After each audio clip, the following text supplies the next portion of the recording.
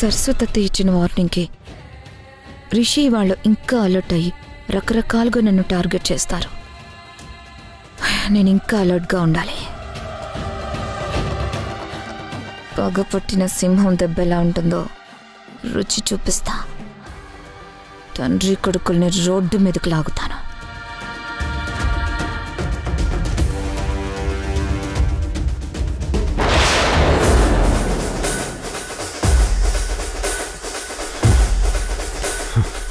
ఇంత పచ్చిగా బరిదెగించినా కూడా దాన్ని వదిలించుకోలేకపోతున్నాను.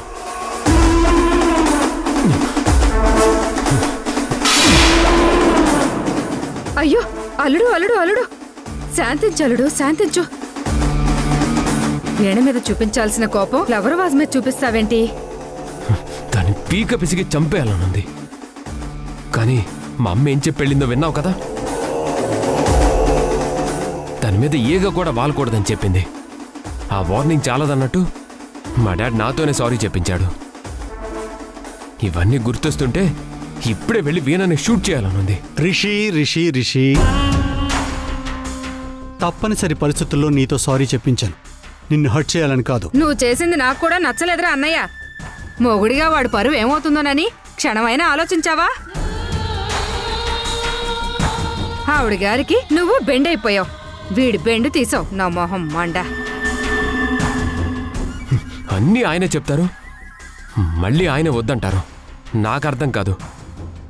నేను ఆటలో అట్టిపండు నా డాడ్. టార్గెట్ రీచ్ అవ్వాలంటే ప్లానింగ్ ఉండాలిరా.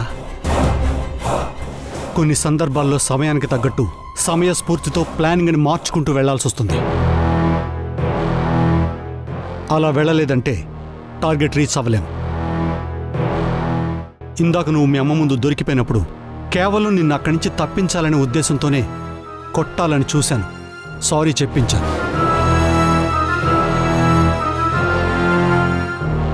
పరిస్థితి చేజారక ముందే జాగ్రత్త పడి తండ్రిగా నిన్ను కాపాడుకోవడం నా బాధ్యత. అందుకే అలా చేశాను. అప్పుడు మీ అమ్మ నా ఆవేశంలో నిన్ను జైలుకి పంపించేది తెలుసా? అలాగైతే ఆ వీణని చంపి మరీ జైలుకి వెళ్ళేవాణ్ణి. అలాంటి పనులు చేయగలడు. ఆ దిక్కుమాల మొహం దానికోసం నీ జీవితాన్ని ఎందుకు నాశనం చేసుకుంటావు? చూడు రిషి, మీ అమ్మ అడ్డున్నంత వరకు నువ్వనుకున్నంత తేలిగ్గా వీణను అడ్డు తొలగించుకోలేవు. మనకి టైం బాగుండి ఛాన్స్ దొరికితే అప్పుడు వీణని అడ్డు తొలగించుకోవాలి తప్ప అదే పనిగా మీ అమ్మకి ఎదిరితే మాత్రం వీణని ఏం చేయలేం. అలా చేయాలని చూస్తే మనిద్దరిని కంబైన్డ్గా జైలుకి పంపిస్తుందిరా మీ అమ్మ, గుర్తుపెట్టుకో. సింహం రంగంలోకి దూకితే ఏ జీవైనా అడ్డొస్తుందా అల్లుడు? మీ అమ్మ కూడా అంతే.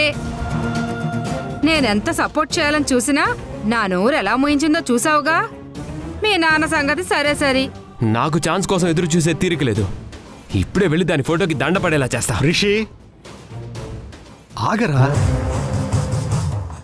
నిన్ను ఎవరు ఎంత హేళన చేసినా నువ్వు తొందరపడకూడదు. హేళన చేసిన వాళ్ళతో కూడా సలాం కొట్టించుకునే సత్తా ఒక్క కాలానికి ఉంది. టైం కోసం ఎదురు చూస్తుంటే ఆ వీణ ఎందుకు కూరుకుంటుంది? ఇప్పటికే ఎక్కడో ఎక్కి కూర్చుంది. ఇంకా లేట్ చేస్తే మన నెత్తి మీద వచ్చి కూర్చుంటుంది. రేయ్, కలిసొచ్చినోడు తొందరగా ఎదుగుతాడు. కష్టపడేవాడు, అవమానాలు భరించేవాడు కాస్త లేట్ అయినా ఎదుగుతాడు. గేదెకి గడ్డి దొరికినంత ఈజీగా సింహానికి జింక దొరకదు. సో తొందరపడకు.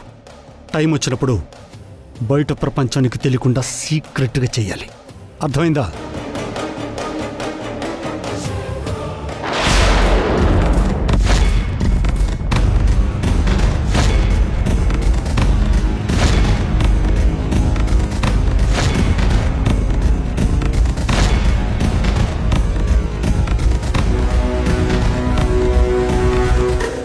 వీణకు నాకు సంబంధం అంటగట్టి అన్యాయంగా డైవర్స్ ఇవ్వాలని చూస్తున్నావంట. కొంచెమైనా సిగ్గు రోషన్ లేవా? అమ్మాయిని అడ్డు పెట్టుకుని నా మీద కక్ష తీర్చుకోవాలని చూస్తావేంట్రా? డైరెక్ట్ గా నాతో తలపడు, నువ్వో నేనే తేల్చుకుందాం. అంతేగాని వీణకు అన్యాయం చేయాలని చూస్తే మాత్రం నీ కాళ్ళు చేతులు విరగొట్టమని సరస్వతమే చెప్పింది. రారా, టచ్ చేసి చూడు. నీకు దమ్ము ధైర్యం ఉంటే చెయ్యరా. రారా, నీ అంతు చూడందే వదలను. బావ మరదళ్ళు కలిసి నా లైఫ్తో ఆడుకోవాలని చూస్తారా? మీకు లైఫ్ లేకుండా చేస్తాను రా. ఇంకొకసారి ఆ మాట రిపీట్ చేస్తే ఇక్కడే పాతేస్తాను రా కొడక్క.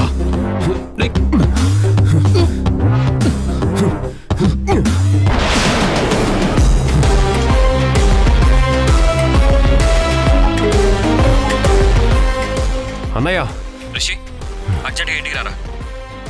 వస్తున్నా, చెప్తా. వెళ్ళు.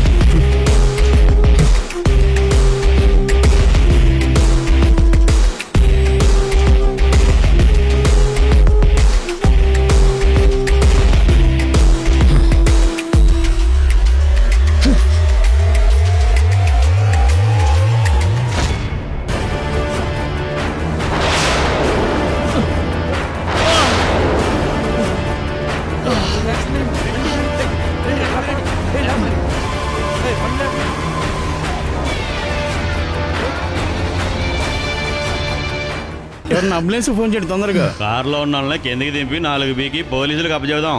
దిగు రా, రా బయటికి. దిగండి.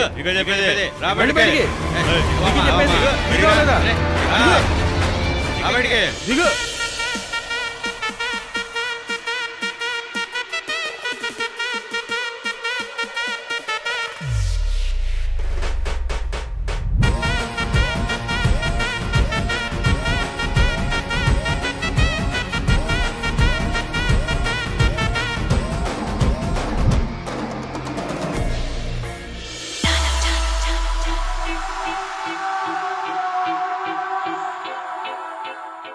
ఏంటమ్మా మీ డబ్బున్న వాళ్ళకి రోడ్డు మీదకి వస్తే కళ్ళు కనపడవా? తొక్కేసుకుంటూ వెళ్ళిపోతారేంటి? నా తప్పేం లేదు, అతనే రాంగ్ రూట్ లో వచ్చి గుద్దాడు. యాక్సిడెంట్ అయ్యాక అందరూ చెప్పేది ఇదేలే. మీరేం చేసినా అడిగేవాళ్ళు లేరనుకుంటున్నారా? నిజం చెప్తే నమ్మరేంటి? నా తప్పేం లేదు. మర్యాదగా అబ్బాయిని హాస్పిటల్ తీసుకెళ్ళు, లేకపోతే బాగోదు. ఏంటట చూస్తున్నావు? ఆ అబ్బాయిని హాస్పిటల్కి తీసుకెళ్తావా లేదా, లేక పోలీసులకు ఫోన్ చేయమంటావా? చెప్పు. అయ్యో, నేను చెప్పేది వినకుండా మీ అంతట మీరు డెసిజన్ తీసుకుంటారేంటి? తప్పు చేసిన వాళ్ళతో మాట్లాడరా. ఆ పొగ దిగల 4 పేకండి. నిన్ను రండి. Hello hello hello hello hello ఆగండి ఆగండి. ఇందులో తన తప్పేం లేదు. నేనే రాంగ్ రూట్లో వచ్చి కార్ని గుద్దేశాను. తననేమనకండి. నాకు హెల్ప్ చేసినందుకు చాలా థ్యాంక్స్. ప్లీజ్ వెళ్ళిపోండి, ప్లీజ్ వెళ్ళండి.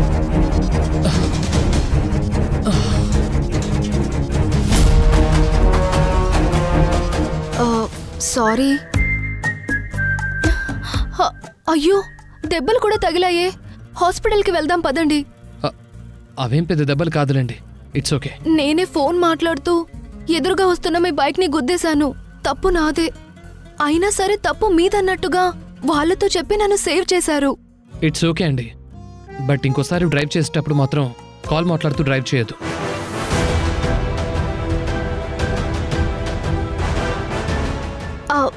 మీ పేరు? కార్తీక్.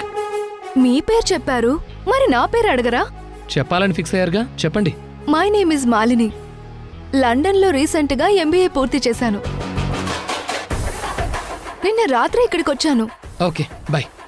అప్పుడే వెళ్ళిపోతారేంటి? అర్జెంట్గా వెళ్లాల్సిన వర్క్ ఉందండి, so please. Karthik, I love you. ఏమన్నావు? ఎస్, మీరు విన్నది కరెక్టే.